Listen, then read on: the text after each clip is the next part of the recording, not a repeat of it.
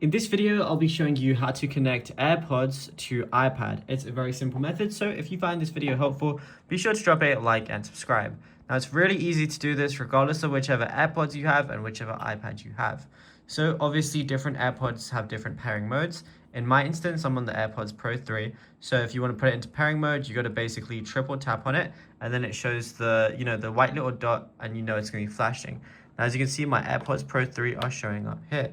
And if they don't show up, then what you got to do is go over to your settings application. Then we're going to go ahead and click Bluetooth. Of course, ensure that Bluetooth is enabled.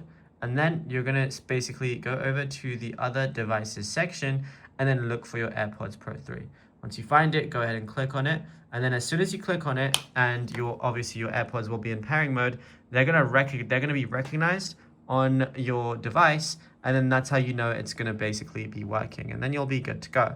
And yeah, it's literally as simple as that. There is nothing else to it. Once it's obviously connected, you won't have to do anything else. But if you found this video helpful, be sure to drop a like and subscribe, and also be sure to check out all our other tutorials that we've been posting on the channel as well, because there is a lot to go through and you might find something that you didn't know about yet.